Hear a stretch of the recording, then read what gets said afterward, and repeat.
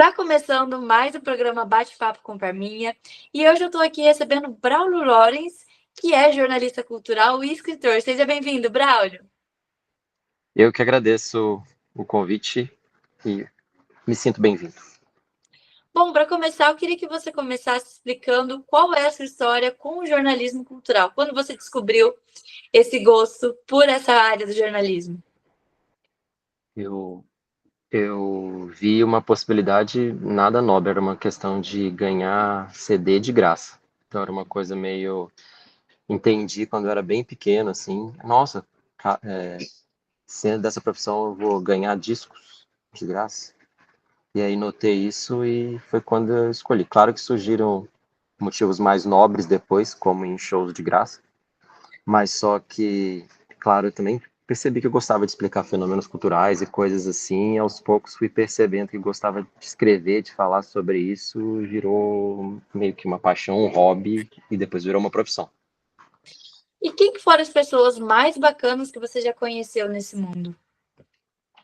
De jornalista, tive chefes que me deram muito apoio, e aprendi muito com, por exemplo, com Pedro Só, que é um jornalista super foda que eu sempre li ele nas revistas, assim, por exemplo, revista Bis, trabalhei com ele na Billboard, na primeira encarnação da revista Billboard, que agora tem uma outra volta também, as duas legais, mas trabalhei com ele na primeira.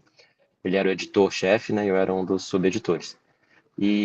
Mas assim, de trocar ideia com cantor, cantora, assim, nossa, tem muita gente que não está disposta a falar, mas tem muita gente legal para trocar ideia, assim, tipo, tanto gringo quanto brasileiro, tem gente que está disposta a conversar, a falar, e às vezes uma boa entrevista é o que te faz, assim, nossa, tipo, além, claro, né, remuneração, às vezes é uma coisa que te faz ver que vale a pena, assim, um papo legal. Aí tem vários, assim, tipo, posso citar, sei lá, um que rola bastante.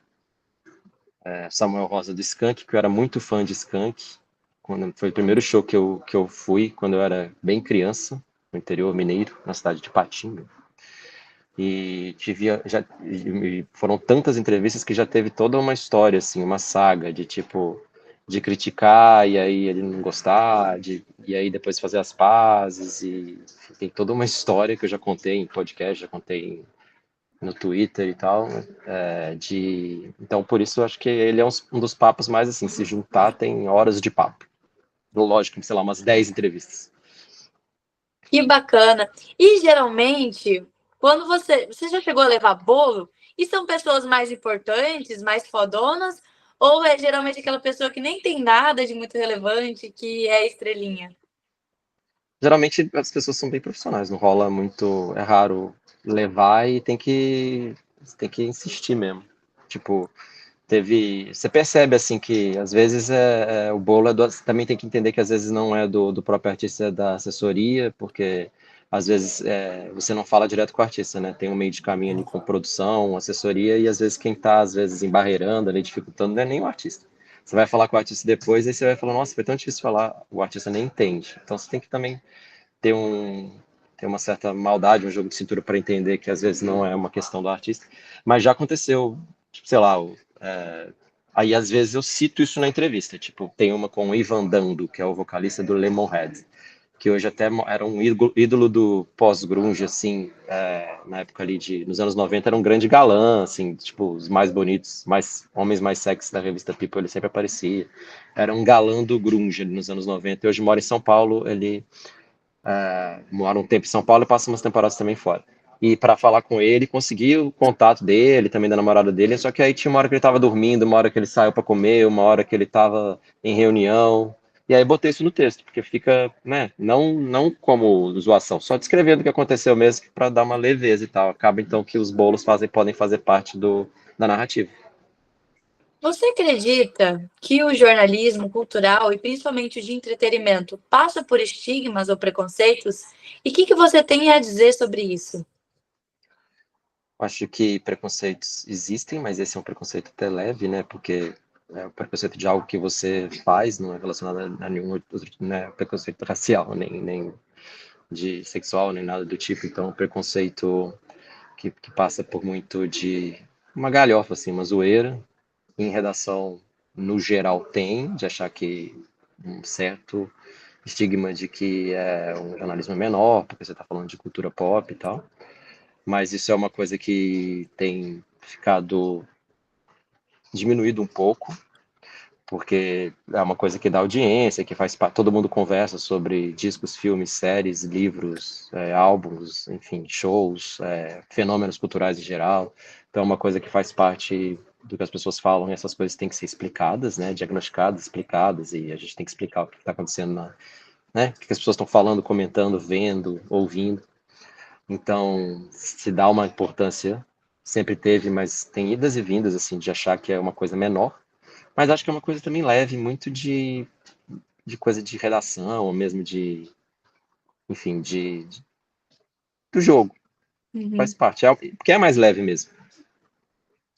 E recentemente você lançou o livro baseado em hits reais. Eu queria que você comentasse um pouco para o público o que fala sobre do que se trata o livro.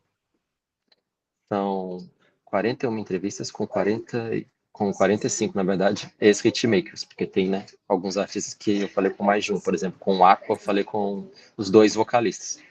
Mas são histórias de hits inesquecíveis que eram cantados por artistas que foram esquecidos. Então, meio difícil, mas dá para entender.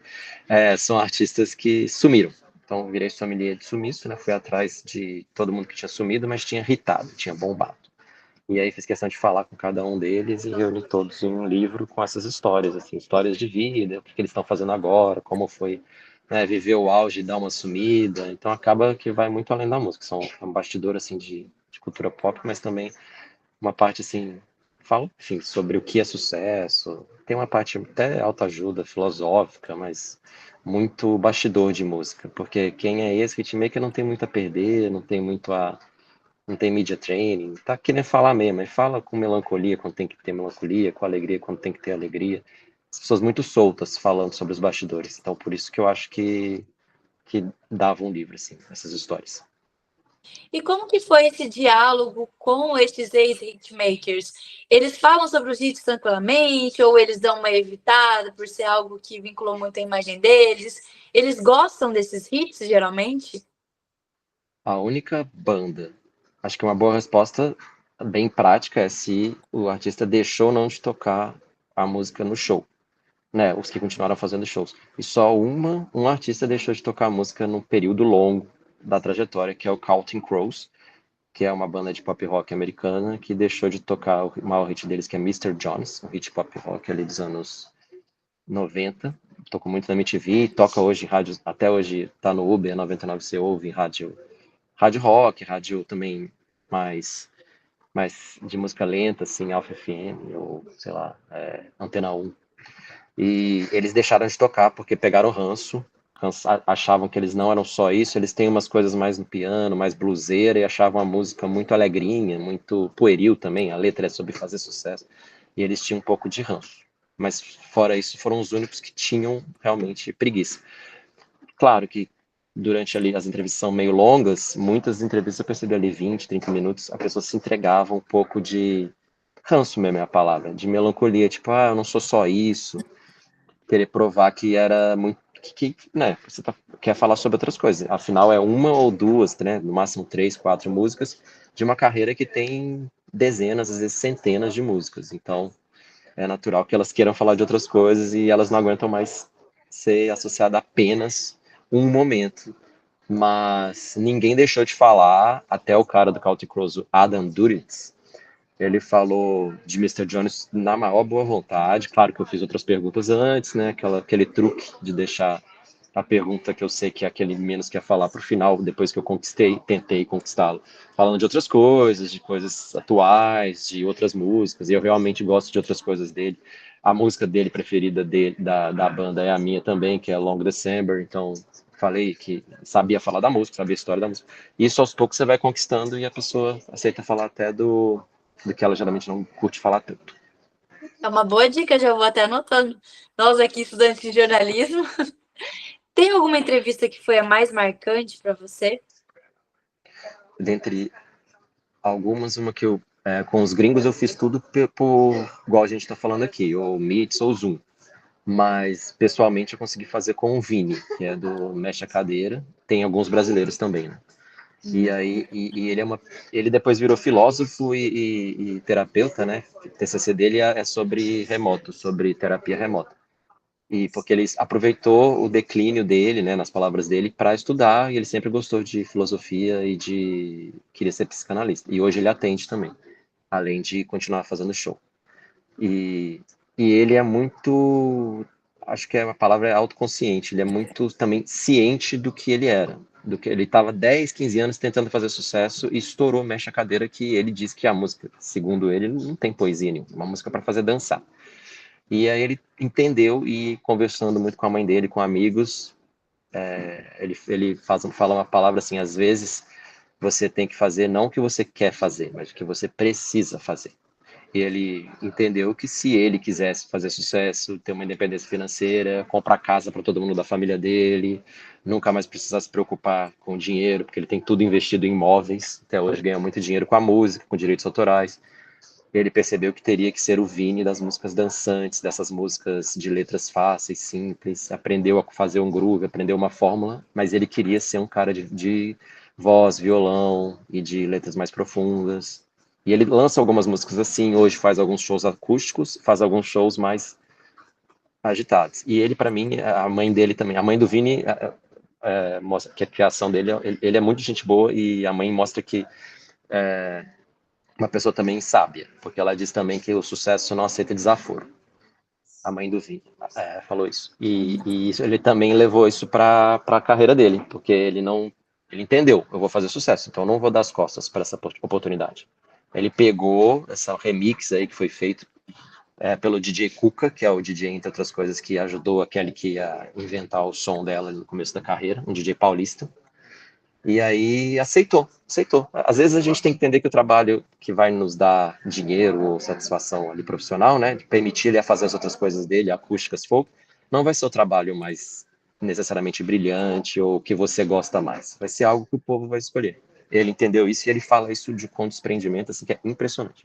Então ele é uma pessoa que todo mundo fala assim, quem que eu devo entrevistar, falar dele? Cara, o Vini, Vinícius Bortolotto. Ele é muito gente boa e ele é muito eu já era um pouco fã, porque eu tinha lido algumas coisas dele e eu fiquei mais fã ainda. Porque ele é um cara que pensa a música pop muito bem.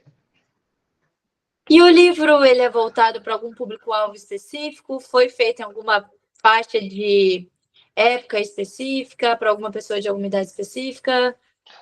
Os hits têm algum grau de nostalgia, então eu indico para quem gosta de histórias de bastidores da música pop, e é 80, 90, anos 90, anos 80, anos 2000. Então todos têm mais de 25 anos, a maioria deles. Então, para quem gosta dessas músicas, e muitas vezes você lê o nome do artista e não entende, né? Nossa, mas aí você vai ouvir a playlist, aí você entende, isso daí toca.